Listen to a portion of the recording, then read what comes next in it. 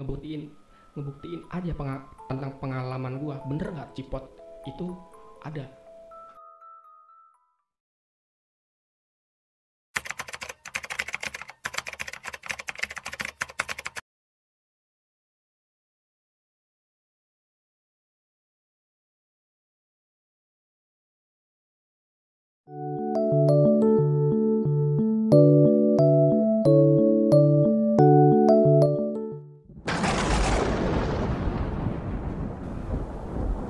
Katanya sih dilarang kalau nyebrang ke sungai, tapi gue penasaran. Gue nyebrang ke sungai, gue naik ke atas, gue ikutin jalur, dan di jalur itu gue ngeliat ada tulisan itu Istana Pacet.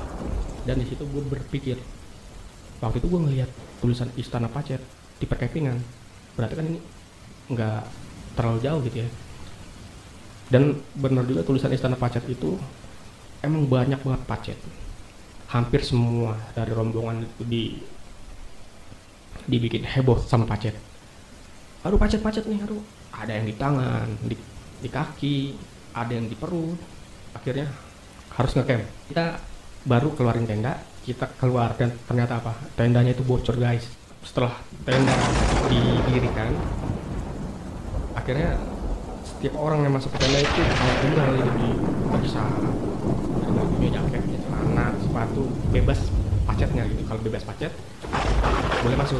Kita naruh panci di luar tenda itu dengan harapan besok pagi bangun udah banyak air, lumayan buat masak air, buat bikin kopi, teh kan. Kita taruh panci di luar, mulai masuk ke tenda, dan akhirnya nggak tahu kenapa nggak nyampe waktu setengah jam kita semuanya itu langsung tidur semua, langsung pulas.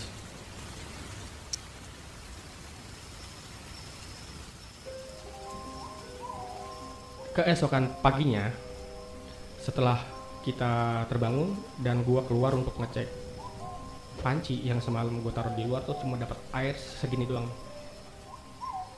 Itu bisa jadi teh atau kopi, bisa jadi 2 gelas aja. Karena dari hasil nadangin air di panci itu, gua masak dan dapat 2 gelas kopi hitam sama teh manis. Setelah kita udah prepare, akhirnya kita keluar dari tenda, dan gua kaget.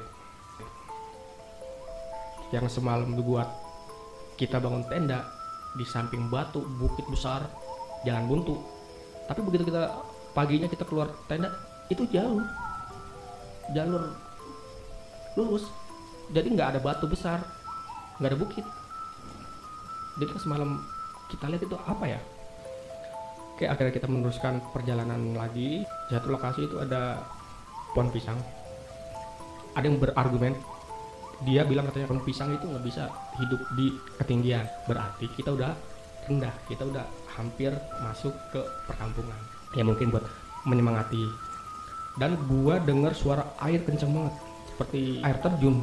Gua tuh biar lebih yakin lagi kan, gua ikutin di mana itu suara air terjun, dan suaranya itu kayak di balik bukit kecil gitu ya. Gua naik ke situ, gua naik ke bukit kecil itu, dan gua longok. Itu di bawah jurang, air terjunnya terdengar jelas banget, tapi nggak kelihatan dasarnya. Itu udah visual yang gue lihat itu udah kabut, semua putih semua. Jadi cuma kelihatan jurang, kabut, dan suara air terjun yang keras. Nah, gue berasumsi lagi mungkin ini dekat Cipelang, dan emang waktu itu gue ke Cipelang, ke jalan-jalan juga ke curug yang namanya Curug Ciberem. Akhirnya kita jalan lagi. Itu gue nggak tahu harus berbuat apa. Alhamdulillah untungnya HP gue masih hidup, walaupun baterainya itu udah nggak ada, udah merah, udah begini nih. Kedip, gue langsung inisiatif, gue SMS ke nyokap gue. Di dalam SMS itu gue bilang gini,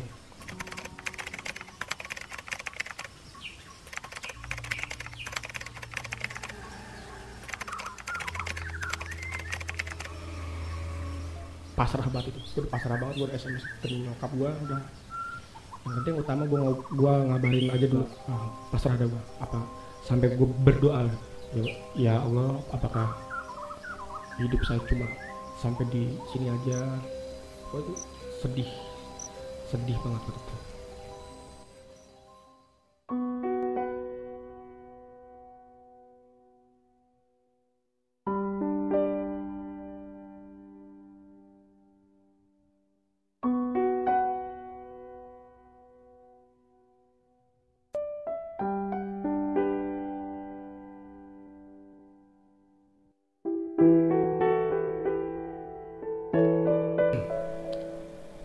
Akhirnya kita terus jalan, satu teman dari rombongan kita itu keseleo, kakinya keseleo, akhirnya dia nggak bisa jalan lagi, dan dia bilang kita disuruh jalan duluan dengan alasan dia nggak mau ngerepotin.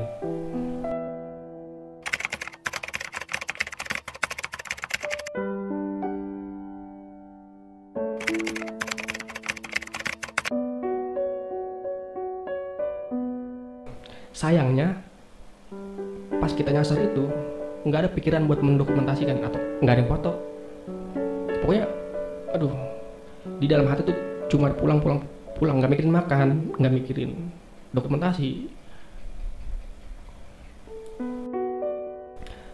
Dan akhirnya teman kita yang keseleo itu kita gotong, dan akhirnya di sepanjang perjalanan itu kita ngelihat kayak tumpukan kayu ya, itu kayaknya masih baru, tumpukan kayu disusun dijadiin gitu segitiga, dan itu banyak, ada ya 5-6 tumpukan kayu itu berjejer, dan dari atas pun itu udah nggak ada pohon-pohon tinggi yang nutupin. Seneng banget ya Allah.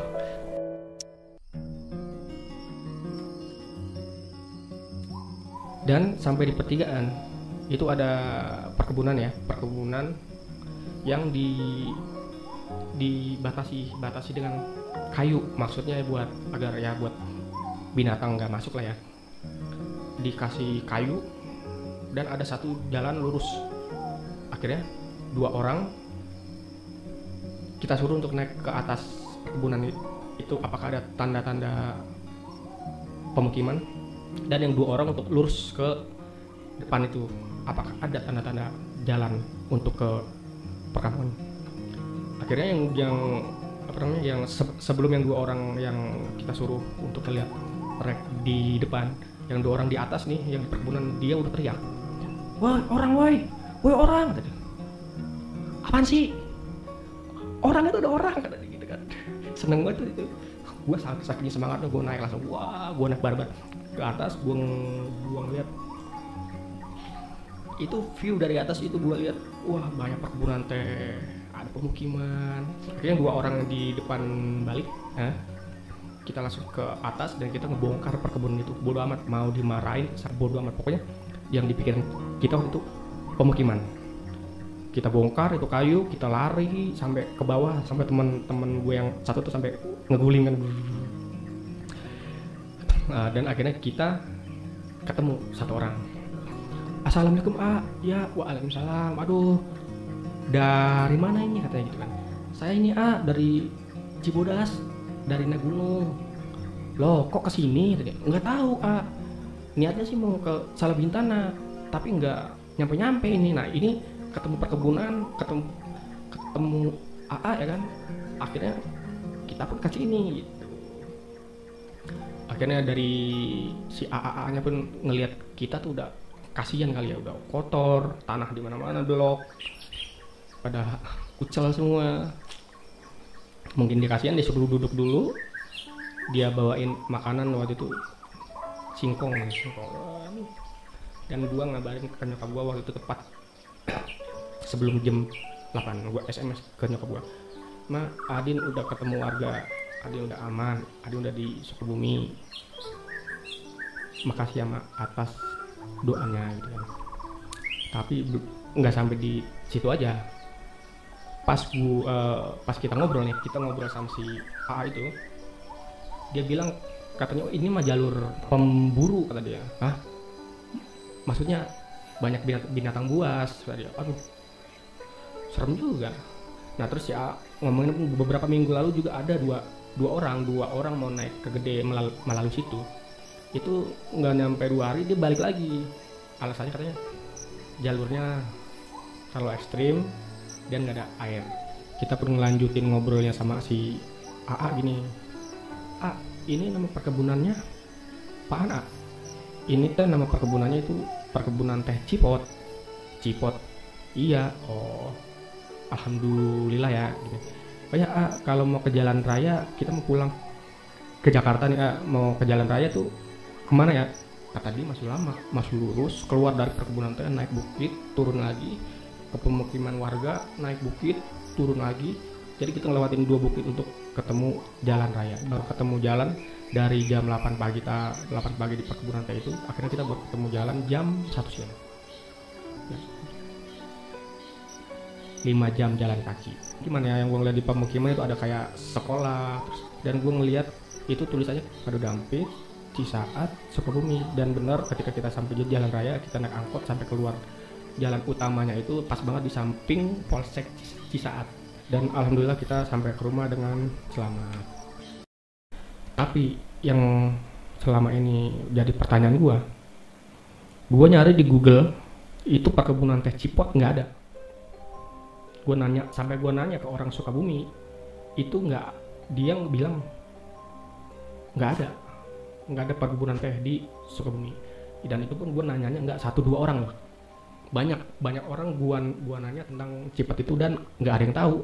Ya gue bingung kok nggak ada yang tahu gitu, sampai gue kepikiran tuh buat suatu saatnya gue ada waktu dan ini gue mau ke Cipot lagi, bukan buat naik ya, buat ngebuktiin aja tentang pengalaman gue, bener nggak Cipot itu ada. Tapi kemarin gue sempat udah nggak mikirin lagi, udah nggak terlagi, sampai akhirnya gue waktu itu searching di YouTube, gue ngeliat channel yang bahas tentang tragedi di trekking Pangerang. Itu dari kondisi jalur hampir sama yang gua rasain. Dan channel itu, nama channelnya Doyan Skripsi, bisa dilihat ya, Doyan Skripsi, dengan judul Jejak Lintasan Gila, Tragedi September 1970 di lereng selatan Gunung Pangrango. Kejadian gua mirip banget sama trek yang gua lalui, hingga gua komen kalau gua masih sampai saat ini belum nemuin perkebunan teh yang namanya Cipot. Dan satu orang ngebales komen gua dan dia bilang gini, dia katanya pernah juga nyasar di situ, tapi nggak sama berhari-hari, dan keluarnya pun sama di perkebunan teh, tapi dia nggak tahu itu perkebunan teh namanya apa gitu. Mungkin dari kalian ada yang info tentang perkebunan teh Cipot ini, ya silakan boleh komentar. Gue penasaran apakah perkebunan teh dan orang yang menolong gue itu bener-bener ada atau cuma bantuan dari goib ya. Segitu aja guys dari gue. Terima kasih sudah stay tune di Vlogger Dadakan. Dan buat kalian yang mau konten-konten menarik lainnya, subscribe Vlogger Dadakan.